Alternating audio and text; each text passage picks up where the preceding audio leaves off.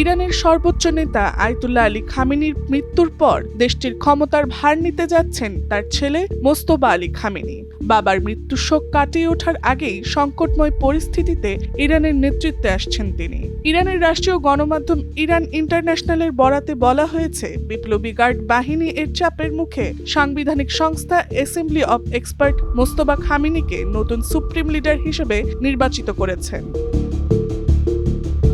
Mojtaba খামেনির জন্ম 1969 সালের 8 September ইরানের মাশহাদ শহরের এক ধর্মীয় পরিবারে। 1987 সালে মাধ্যমিক শিক্ষা শেষ করেই তিনি আইআরজিসি যোগ দেন এবং ইরান-ইরাক যুদ্ধের শেষ পর্যায়ে অংশ নেন। 90-এর দশকের শেষ দিকে কোম শহরের সেমিনারিতে উচ্চতর ধর্মীয় শিক্ষা গ্রহণ করেন, সেখানেই শিক্ষকতাও করেছেন।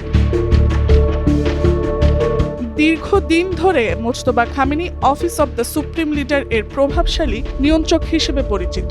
বাবার দপ্তরে কাজ করতে গিয়ে তিনি সামরিক ও রাজনৈতিক অঙ্গনে শক্তিশালী নেটওয়ার্ক গড়ে তোলেন এবং ক্ষমতার নেপথ্য কারিগর বা পাওয়ার ব্রেকার হিসেবে পরিচিতি পান।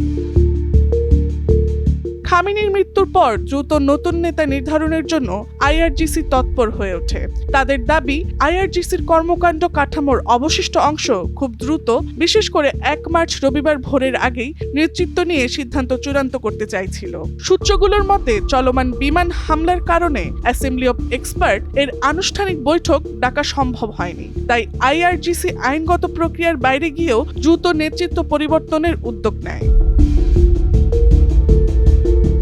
বর্তমানে 56 বছর বয়সী মোস্তফা খামেনি এমন এক সময় দায়িত্ব নিলেন যখন ইরান গভীর ভূ-রাজনৈতিক সংকটে রয়েছে। দীর্ঘদিন বাবার ছায়ায় পর্দার আড়ালে থেকে সক্রিয় থাকলেও এবার তাকে প্রকাশ্যে এসে রাষ্ট্র পরিচালনার কঠিন দায়িত্ব সামলাতে হবে।